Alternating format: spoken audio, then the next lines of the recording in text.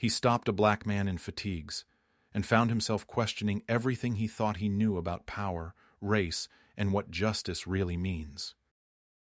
The asphalt shimmered outside Fort Belvoir as Officer David Mills watched a black SUV pass. No front plate. Tinted windows. Suspicion sparked. He flipped on the lights. The SUV pulled over without fuss. Mills stepped out, one hand already on his holster. The window rolled down. A black man in military fatigues stared at him with calm authority. "License and registration," Mills said. "May I ask why I was pulled over?" "No front license plate. It was removed in Kuwait during shipment. It's in the glove box." "Get it. Slowly." The man raised an eyebrow. "Officer, I'm a U.S. Army general. I am armed by regulation. I'll only reach for the registration." "Let's see ID." The man handed over a Department of Defense card. Mills looked at it, then blinked. 4 stars. "Four-star general?" he scoffed. "Right. I suggest you call Fort Belvoir and confirm my identity." Instead, Mills radioed, requesting backup, possible fake military ID. "Driver uncooperative." "I'm not uncooperative," the general said. "You're escalating a peaceful interaction." Mills leaned in. "You're refusing lawful commands. I handed you credentials. You're detaining me without cause." A woman in a nearby car started recording with her phone. "Why are you hassling that soldier?" 2 more bystanders pulled over. Another cruiser arrived. "If this is how you treat officers, what hope does a civilian have?"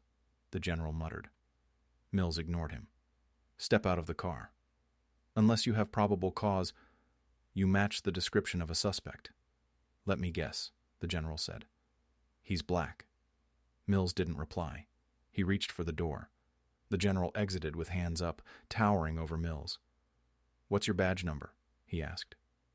Mills didn't respond. "You'll regret this," said the general.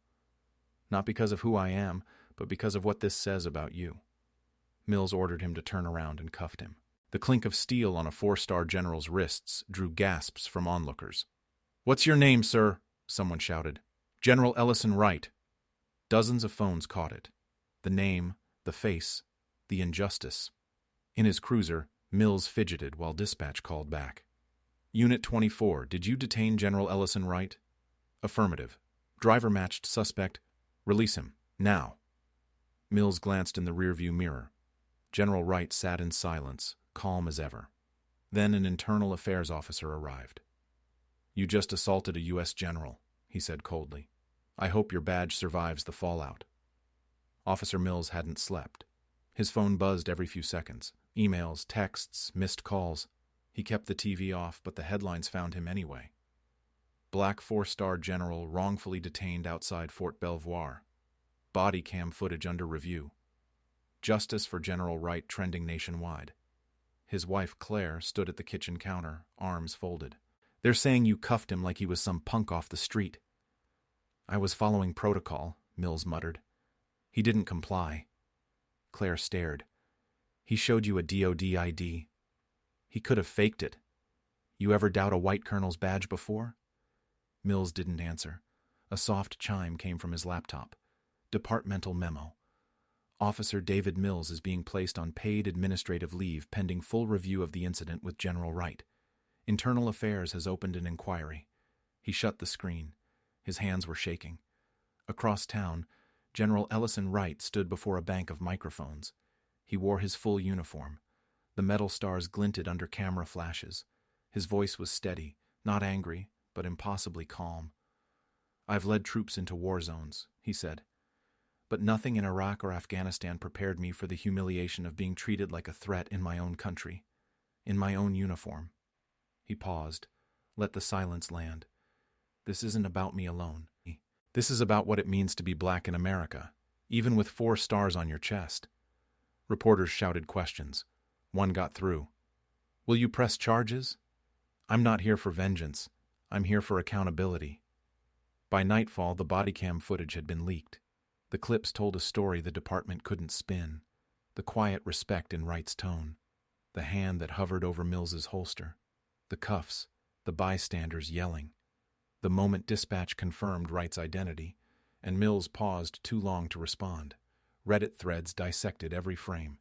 TikToks mimicked the scene. Former soldiers stitched clips with their own testimonies. General Wright led my unit during Katrina relief, one woman said. He gave his sleeping cot to a refugee kid and slept in a jeep for 2 weeks. That's who they detained? Another video. A Marine Corps veteran, tears in his eyes. If this man can't drive home in peace, what chance do the rest of us have? Mills opened his front door to find a handwritten sign staked in his lawn. Would you have shot him if he blinked? Claire came outside, pale. There were people filming out here earlier. I didn't ask for this. No, she said softly, but you brought it. Mills sank onto the porch steps. You think I'm a racist. I think you're afraid to see yourself clearly. Unanswered question. Why didn't Mills believe the ID? 2 days later, Mills was called in for a private interview with Internal Affairs. He sat in a cold, windowless room with a jug of water and 2 chairs. A woman entered. Tight bun, legal pad, no smile. Officer Mills, I'm Investigator Duran. Do I need a lawyer present? You're not under arrest. Yet. She hit play on a laptop. Body cam footage rolled. Tell me what you see here. Mills watched in silence. She paused the video. You didn't ask a single clarifying question about his military ID. He was aggressive. You called for backup after he said he was a general. He could have been lying. You believed he was a threat. Why? Mills stared at the paused screen. General Wright's calm face stared back at him. I don't know. Shocking reveal. Officer Mills's precinct had previously received bias training, which he signed but skipped. At home, Mills sifted through news articles, trying to understand the man he'd arrested. He clicked through old interviews, read excerpts from military briefings. Ellison Wright had negotiated truces in Liberia, led rescue ops during Hurricane Maria. He held more citations for non-combat heroism than any other living general. A line from one interview echoed in Mills's mind. Being a black officer means proving you belong, every single day, even when you wear the flag. He shut the laptop and exhaled. What would you do if your whole life was reduced to one bad decision? He whispered. Claire stood at the bedroom door. There's a town hall tomorrow night, she said. He's speaking again. I doubt he wants me anywhere near it. Then go to listen. Not for him. For yourself. At the town hall, the crowd filled the auditorium. Veterans, students, activists, cameras. General Wright stood calmly at the podium. Mills slipped in through the back, hood up, invisible. Wright's voice echoed over the crowd. I don't want Officer Mills fired, he said. I want him to learn, because redemption means nothing if we never ask how we got here. He scanned the audience. But make no mistake, apology without growth is cowardice. Mills clenched his fists, then relaxed them. A volunteer passed out flyers for a local youth mentorship program. Military track, underserved teens needing adult guides. Claire looked at him, said nothing. The crowd began to applaud. Then someone approached from the stage, Internal Affairs. Mills, she said, we reviewed your training logs. We found your body cam. You're going to want to sit down for this. Mills sat alone in the Internal Affairs room, watching the body cam replay. The laugh, the hand drifting toward his holster, the moment he ignored a valid military ID. Explain that, Investigator Duran said, pausing the footage. I thought he was lying. Why? Mills stared at the screen. I don't know. She leaned forward. Or maybe you just didn't expect a black man to outrank you. He didn't answer. Outside, protesters held signs. Would you have cuffed a white general? Badge justice. Mills's phone buzzed nonstop. His wife, Claire, put it face down. They want you fired, she said quietly. I was doing my job. No, she said. You were doing your bias. Later, his captain called him in. This isn't the first complaint, the captain said. That black teacher in Alexandria, she filed one last year. It was buried. Not anymore. Mills felt the ground shifting under him. At home, Claire showed him a flyer. Youth Military Mentorship Program, mostly black teens. You can't change what you did, but maybe you can help stop the next one. A week later, Mills showed up. Sergeant Boyd sized him up. "You're the guy who cuffed the general?" "Yes." "Why are you here?" "Because I need to understand." The sergeant didn't smile. "Then shut up and get a broom." Fresh threat. One student recognized him. "Aren't you that cop?" Word spread fast. Cold glances. Uneasy silence. But Mills didn't leave. He swept floors, checked uniforms, sat through drills.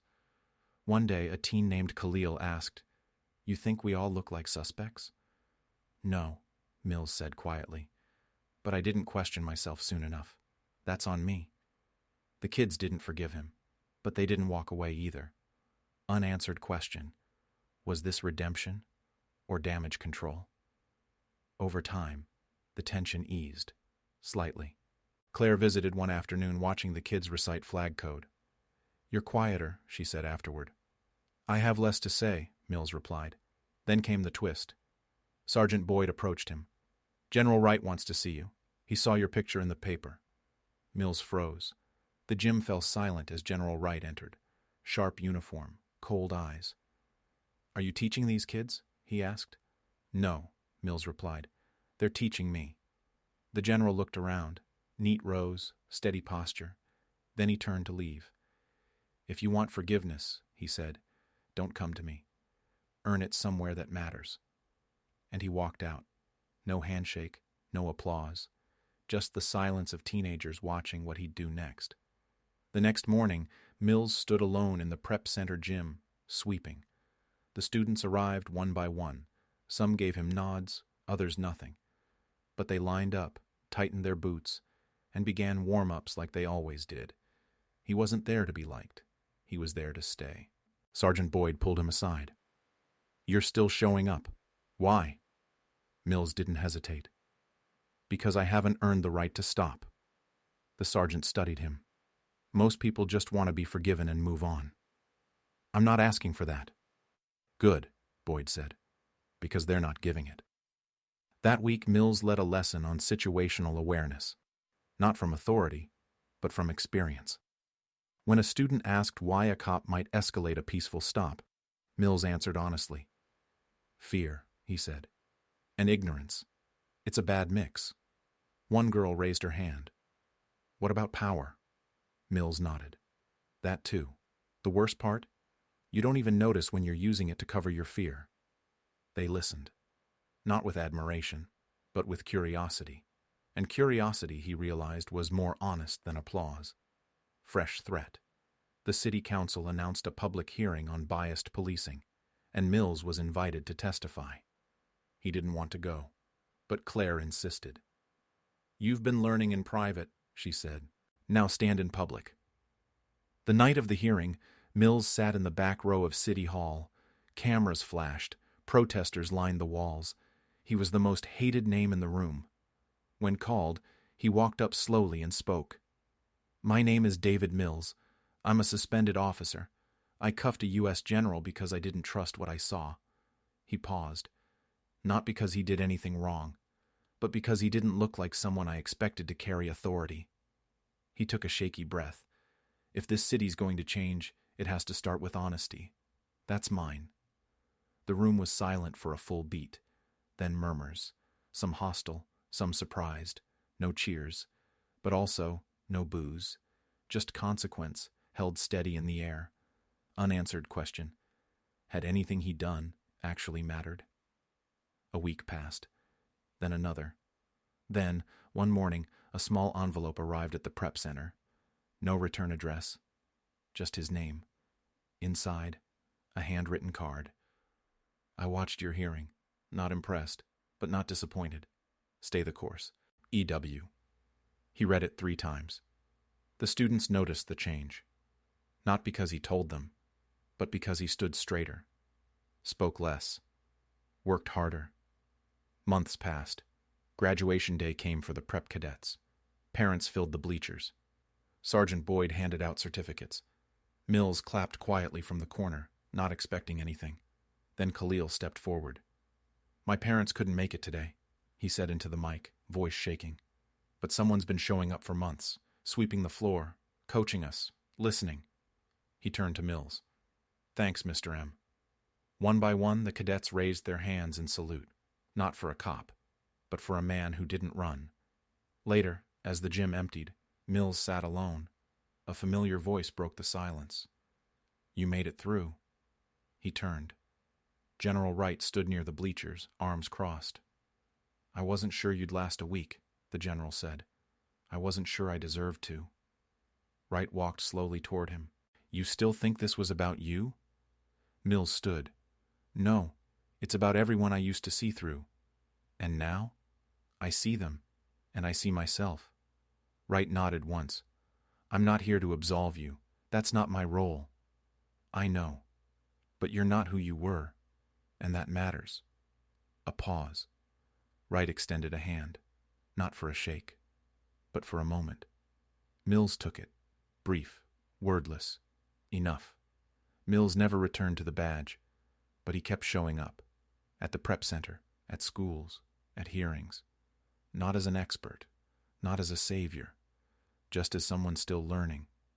Because sometimes the hardest part of justice isn't punishment. It's the work it takes to deserve a second chance. Some wounds don't heal with apologies, but with presence. Keep showing up.